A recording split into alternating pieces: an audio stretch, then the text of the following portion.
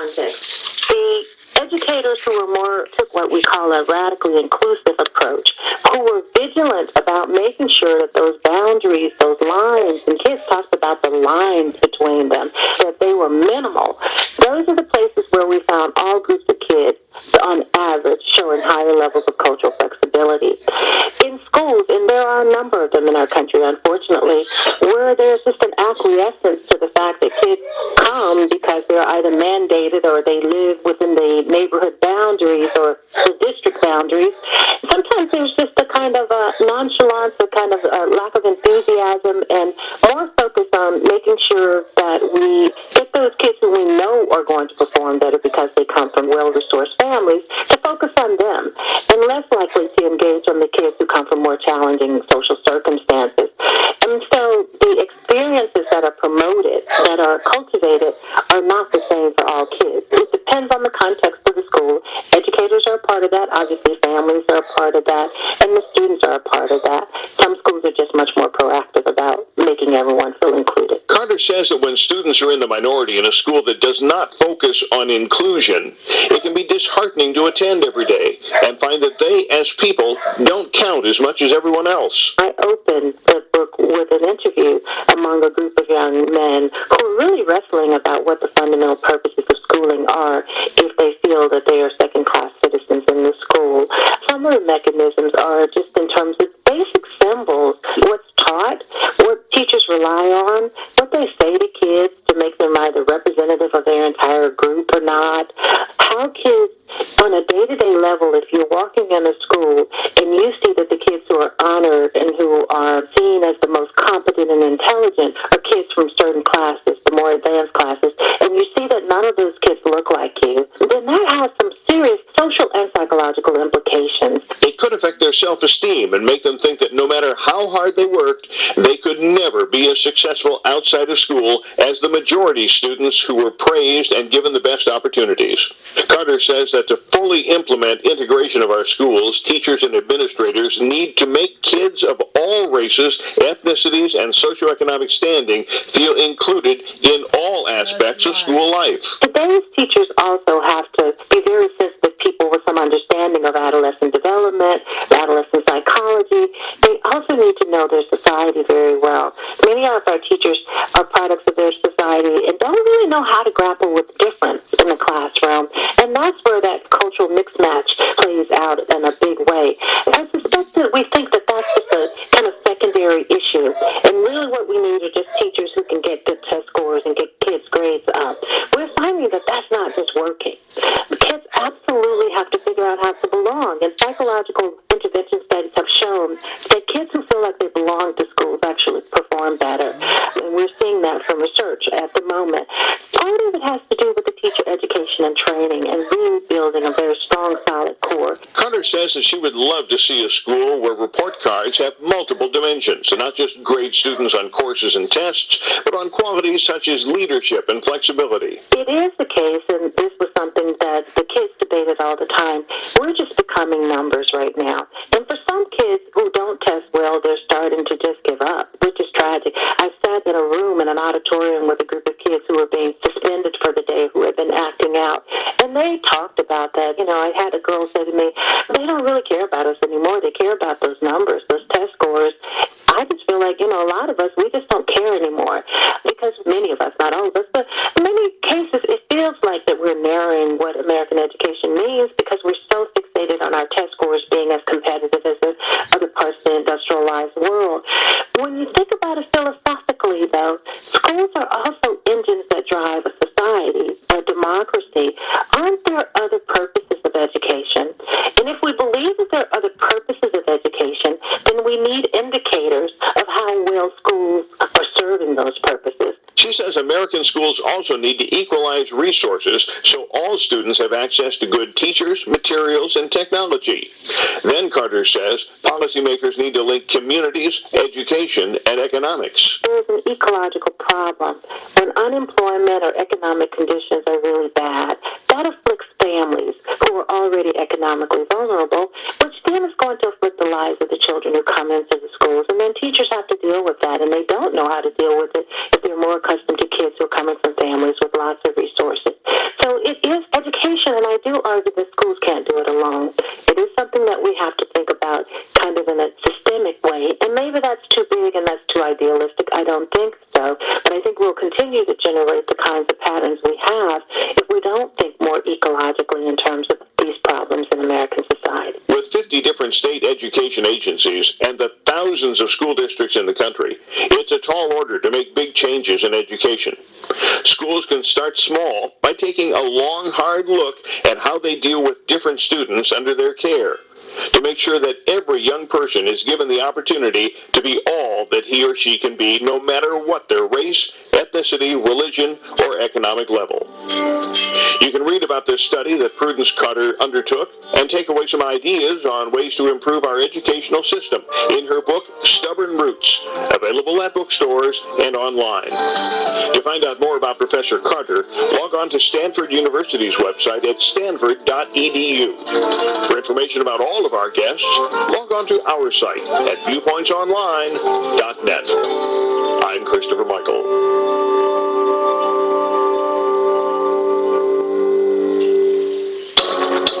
Coming up, social media and political campaigns when Viewpoints returns. Did you know that the chocolate you love could be good for your heart when consumed in moderation? Studies show that incorporating moderate amounts of natural cocoa and dark chocolate can provide cardiovascular health benefits as part of a healthy, balanced lifestyle. Dr. Deborah Miller, Director of Nutrition for the Hershey Center for Health and Nutrition, tells us more about this superfood. Natural cocoa and dark chocolate have properties that are associated with decreased cardiovascular risk. For example, they help maintain blood vessel health and promote normal blood pressure and healthy cholesterol levels. You can get these heart health benefits by enjoying 1 to 2 tablespoons of natural cocoa a day as an ingredient in beverages, meals or snacks, or 20 grams of dark chocolate. That's about the amount in 5 Hershey Special Dark Kisses. For seasonal recipes like cocoa roasted vegetables and other tips on fitting natural cocoa and dark chocolate into a balanced lifestyle, visit www.themoderationnation.com.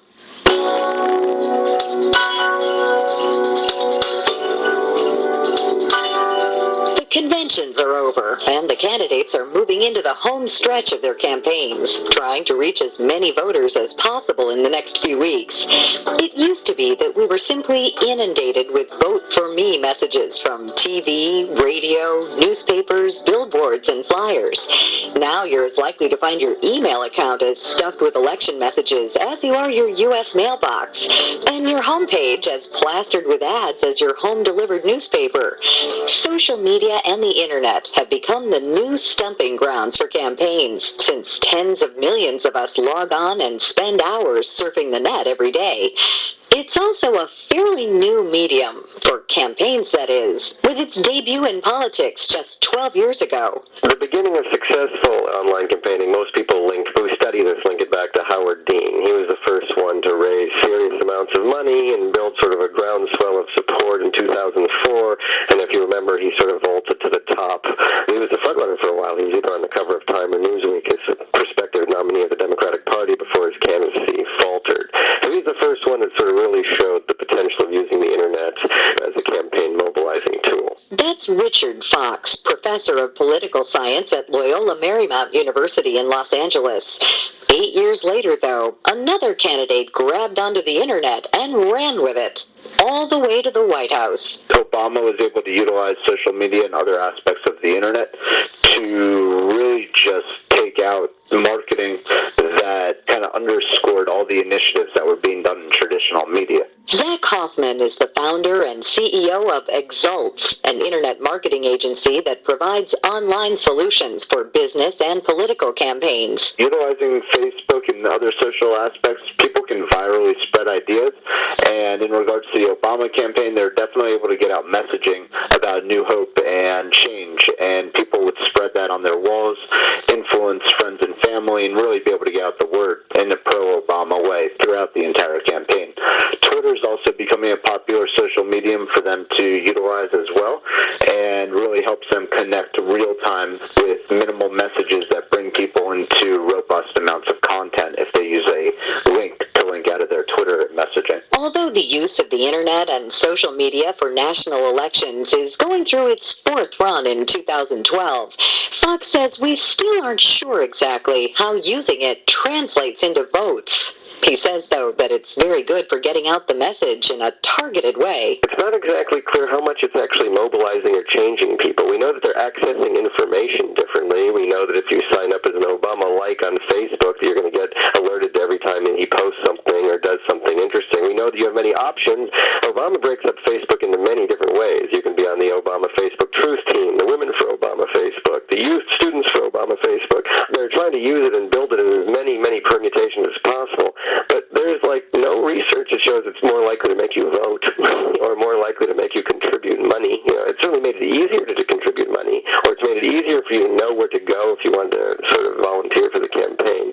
But the social science research has not really sort of revealed that, wow, this has actually revolutionized campaigns. Many more people vote now because of this, for instance. So it's hard to tell. Clicking on a like on Facebook does not necessarily translate into doing something that you wouldn't have otherwise done. There are no hard numbers for which age group is absorbing the candidates' messages on social media, but Hoffman says millions are receiving and sending messages on Twitter, linking to websites, and watching YouTube videos of the candidates. He says that there are so many savvy media users that it's hard these days for a campaign to get away with anything. There's hundreds of millions of people online right now. I believe about 65+% of the United States population is wired, as well as the mobile connectivity. So the ability to get a message out and communicate either the biggest success or the smallest flaw and blow it up into unique proportions, such as the most recent Romney campaign slogan that they were actually using, that they found was actually a tagline for the Ku Klux Klan years ago, just shows the ability of people to audit information, and the statement was to keep America American. And if you look that up on Google, it's pretty amazing that nobody at the Romney campaign actually researched that prior to releasing that line. Not only are the campaigns forced to vet every line they put out officially, Fox says the internet and social media have made it virtually impossible for a politician to say a word that's not recorded and scrutinized, and that's made them less authentic and more gun-shy. Joe Klein's written pretty persuasively in this new era that there's really no more authenticity by politicians anymore. If they're in a small gathering, they know that somebody could have a cell phone out or a recording device, and that could be online and within an hour if they sort of just aren't careful. In this kind of world where everybody can be a journalist, right? I mean, all it takes is sort of a modern cell phone with a picture, movie picture, microphone on it, and suddenly you could have a big story. So, I mean, it has made politicians much more careful, which could be good, but I think it's probably bad. I mean, they're just more political and everything they say is more guarded. Not only do politicians want to get their message out on their own Facebook pages, Twitter feeds, and websites, Fox says they try various ways to get their faces and words out on a lot of news and public interest sites they don't control. Obama, that's something he brought in 2008, was sort of thinking of the media differently than previous presidential campaigns, thinking, there's the traditional networks, and I want to sort of have my regular spin team feeding press releases and answering those reporters. Then I have my soft news group so that I can get on sort of Oprah or Entertainment Tonight or maybe even some of the Good Morning America sections where softer news exists. And then, of course, he has a whole social media team trying to get into social media on websites everywhere. Now, you asked about interest groups. A little less clear on how they're working with those, but I have no doubt that it's very important for them to try to spin how the NRA is talking about policies or how the AARP is talking about policies. So if the politicians have teams of people working to organize their social media and websites, then those tweets you get from President Obama aren't really from him, are they? Hoffman says it depends. It's definitely done by staff members, but there's also a unique signature that they're using to identify when they're actually posting. So Obama does post on his own, and he signs those particular messages. There are staff members, people are knowledgeable of that, but he's also putting out his own tweets. And I can imagine that they do go through quite an approval process before they're actually live on the web, but Obama himself is active in communicating to the public. One thing these social media sites have going for the campaigns is that they're free to use, and the campaigns get a real break on not having to shell out big bucks to get their message on Twitter, Facebook, or YouTube, right? Zach Hoffman says the candidates pay plenty. He doesn't necessarily pay for the Facebook page, but he is most likely paying for a team to manage the wall. He is then probably paying for promoted ads on Facebook that you either see on the rim of photos that you look at, or when you're looking at your news feed on the front page, you'll start to see ads on the right side of there as well. And it's all related to who your friends are and topics that you identify that you're interested in. Paying for all of that exposure was also accomplished, in part, on the internet. Fox says that President Obama used social media in his 2008 campaign to raise funds, taking PayPal and credit card donations, much like buying a book online. They've done that very well, because the money is not with them the same way it was in 2008. And Romney doesn't have this, but he also doesn't have as many sort of small supporters where, Obama, something great happened, he sends you a note, you click your icon. And his regular listing is $19 is his low one, and then it goes up to $25, $35. So it's very easy to sort of just keep shopping Obama. That sort of ease of contribution, when you think back on an address and have to write a check and mail it, certainly it's facilitated more money rolling in from small donors. Fox says that we can marvel over the phenomenon of social media, but in fact, we really don't know what kind of impact it has on who wins and who loses. It might not have the benefits that are imagined. So the Obama campaign, pretty some numbers, have spent tens of millions of dollars on trying to work social media. I don't know if it's really worth that much. 28 million likes. We don't know what level of intensity any of those are. How many of those actually care? How many of those actually then go back and check all the posts or not? We just don't really know something like that. No, that's one of the difficulties, why as a researcher, why it's very difficult to get a grasp on. We know things are changing. People are communicating much differently. Members of Congress are tweeting from the floor of the House or the Senate, and that's different. Nobody ever was able to communicate like that before, but its actual effect, many researchers, it doesn't appear to be obvious there's much other than just the format of how people communicate has changed. Richard Fox says it's difficult to assess the effects of social media in real time, and we'll know more about its impact when we're gearing up for the 2016 vote. Zach Hoffman says that if you use social media and think there are a lot of political news and ads on there now, just wait. For people living in battleground states and elsewhere, the barrage is just beginning. You can find out more about Hoffman and his company by logging on to their website at exults.com. For more information about Loyola Marymount University, Professor Fox invites you to visit their site at lmu.edu. And you can always find out more about all of our guests on our site at viewpointsonline.net. Our show is written and produced by Pat Reuter. Our production directors are Sean Waldron and Reed Pence. I'm Marty Peterson.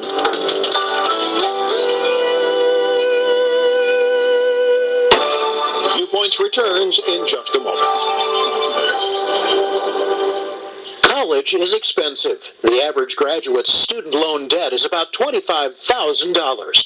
But parents, grandparents, aunts, and uncles can help the young people in their lives get a jump on college costs by investing in a College Advantage 529 plan.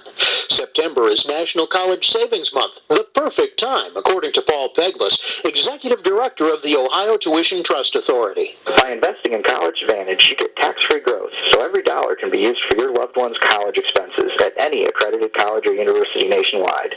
With a low $25 minimum investment and diverse investment options ranging from CDs, stock and bond funds to H-based portfolios, Ohio's College Advantage 529 plan is consistently rated as among the best by Morningstar.